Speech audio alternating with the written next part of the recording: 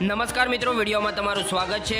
જોઈ લઈએ આજના દેશ અને દુનિયાના તાજા મોટા અને મહત્વના સમાચાર સામે આવ્યા છે। તો મિત્રો આ સમાચાર ધ્યાનથી સાંભળવા વિનંતી। અને મિત્રો ચેનલને હજુ સુધી તમે સબસ્ક્રાઇબ નથી કરી તો મિત્રો સબસ્ક્રાઇબ કરી લેજો। તો મિત્રો સૌપ્રથમ વાત કરવામાં આવે આજના મુખ્ય સમાચાર। ગુજરાત સરકારની મોટી જાહેરાત કરવામાં આવી છે। રાજ્યના અંત્યોદય અને બીપીએલ પરિવારો જન્માષ્ટમીના તહેવારો સારી રીતે મિત્રો ઉજવી શકે એ માટે મિત્રો પરિવારોને રાહત દરે વધારાની ખાંડ અને મિત્રો ખાદ્ય તેલ વિતરણ કરવાનો મુખ્યમંત્રી ભૂપેન્દ્ર પટેલની નેતૃત્વવાળી અમારી સરકારનો મહત્વનો નિર્ણય કર્યો છે તેવો મિત્રો અન્ન નાગરિક પુરવઠા મંત્રી કુંવરજી બાવળિયાએ જણાવ્યું હતું। તો ખરેખર મિત્રો ગુજરાત સરકારનો મોટો નિર્ણય આપવામાં આવ્યો છે। તો બીજા એક સૌથી મહત્વના સમાચાર મળી રહ્યા છે। પીએમ નરેન્દ્ર મોદીને રાખડી બાંધવાની દિલ્હી જશે। એટલે કે મિત્રો નરેન્દ્ર મોદી રાખડી બંધાવવા માટે દિલ્હી રવાના થશે। જી હા દોસ્તો, એના વિશે વિગતથી વાત કરવામાં આવે તો વર્ષની જેમ મિત્રો આ વર્ષે પણ પ્રધાનમંત્રી નરેન્દ્ર મોદીને તેમના ધર્મના બહેન રાખડી બાંધશે। સતત 30મા વર્ષ પીએમ નરેન્દ્ર મોદીને તેમના ધર્મના બહેન રાખડી બાંધવામાં આવશે અને કમર મોહસેન શેખ દ્વારા પીએમ નરેન્દ્ર મોદીને રક્ષાબંધનના દિવસે રાખડી બાંધવામાં આવશે। પ્રધાનમંત્રી નરેન્દ્ર મોદીને રાખડી બાંધવાના અમદાવાદના કમર શેખ દિલ્હી જવા રવાના થશે અને પ્રધાનમંત્રી ભાઈ માટે આ પાકિસ્તાનની બહેન જાતે જરદોશી વર્કની રાખડી બાંધવામાં આવશે। તો બીજા એક સૌથી મહત્વના સમાચાર મળી રહ્યા છે, એટલે કે ખેડૂતો માટે રાહતના સમાચાર સામે આવ્યા છે। જ્યાં દોસ્તો સરકારે ખેડૂતોને લોન માફી મર્યાદામાં નોંધપાત્ર વધારો કરવાની જાહેરાત કરી છે, જેનાથી કૃષિ સમુદાયને ખૂબ જ જરૂરી રાહત મળી રહે છે અને લોન માફીની રકમ ₹50,000થી મિત્રો વધારીને 2 લાખ કરવામાં આવી છે, જે દેવા સાથે સંઘર્ષ કરી રહેલા ખેડૂતોને નોંધપાત્ર નાણાકીય સહાય ઓફર કરી છે। જ્યારે મિત્રો મુખ્યમંત્રીની આગેવાનીની હેઠળની તાજેતરની બેઠકની એટલે કે કેબિનેટની બેઠકમાં આ નિર્ણય આખરી ઓપ આપવામાં આવ્યો હતો, જે રાજ્યભરના ખેડૂતોને પડતી આર્થિક બોજને દૂર કરવા માટે એક મહત્વપૂર્ણ પગલું પણ ભરવામાં આવ્યું છે। તો હાલ અત્યારે બીજા એક સૌથી મહત્વના સમાચાર મળી રહ્યા છે, એટલે કે 1 સપ્ટેમ્બરથી સિમ કાર્ડ કોલિંગ માટે બદલાશે મિત્રો નવા નિયમો। જ્યાં દોસ્તો તો દરેક વ્યક્તિએ ટેલી માર્કેટિંગ કોલ અને મેસેજથી પરેશાન છે, જેનાથી બચવા માટે સરકારે નવો નિયમ જારી કર્યો છે। મિત્રો આ નવા નિયમ હેઠળ જે લોકો પર્સનલ નંબર પરથી કોલ કરીને અને મેસેજ કરીને લોકોને હેરાન કરે છે તેમના માટે મિત્રો સિમ કાર્ડ 2 વર્ષ માટે બ્લોક કરી દેવામાં આવશે અને આ નિયમ 1 સપ્ટેમ્બર 2024થી લાગુ થઈ રહ્યું છે।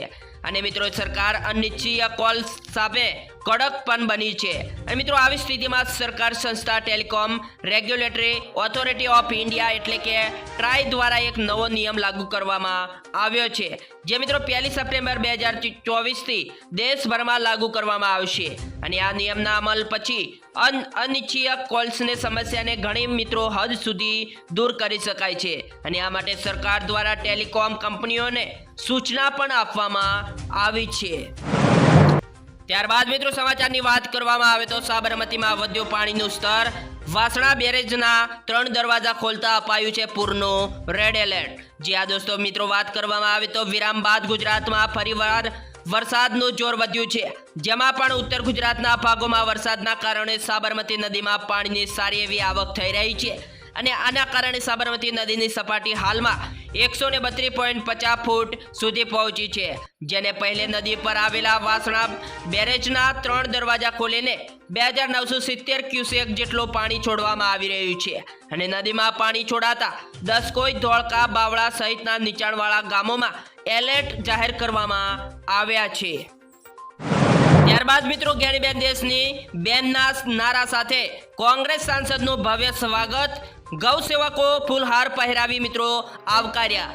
જ્યાં દોસ્તો આના વિશે વિગતથી વાત કરવામાં આવે તો લોકસભામાં ગૌ માતાનો મુદ્દો ઉઠાવ્યા બાદ બનાસકાંઠાના લાખણી પહોંચેલા કોંગ્રેસના સાંસદ જ્ઞાનીબેનનું ગૌ સેવા અને સ્થાનિકો લોકો દ્વારા મિત્રો ભવ્ય સ્વાગત કરવામાં આવ્યું, જેના મિત્રો વિડીયો પણ સામે આવ્યા છે, જેમાં જોઈ શકાય છે કે સાંસદ જ્ઞાનીબેન ઠાકોરનું હાઈવે પર ગૌ માતાની પ્રતિમા અર્પણ કરીને ફૂલહાર પહેરાવીને ભવ્ય સ્વાગત કરવામાં પણ આવી રહ્યું છે।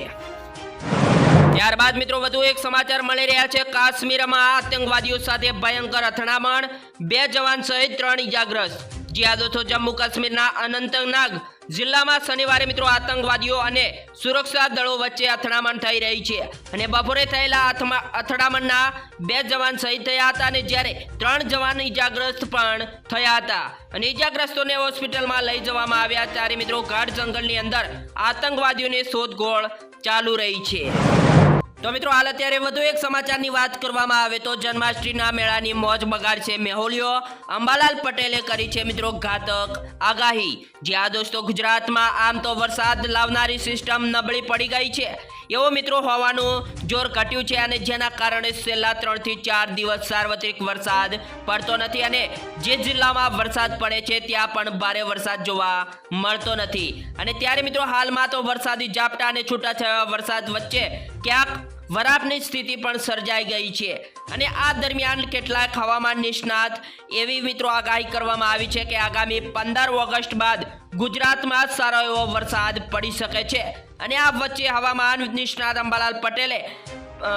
અંબાલાલ પટેલે મિત્રો ભારેથી અતિ ભારે આગાહી સામે આવી છે અને મિત્રો મેળાની મોજ પણ બગાડી શકે છે। ત્યારબાદ મિત્રો સમાચારની વાત કરવામાં આવે તો બાંગ્લાદેશમાં હિંસાના કારણે ગુજરાતના વેપારીઓને 1000 કરોડ કરતાં પણ વધુનું નુકસાન થયું છે।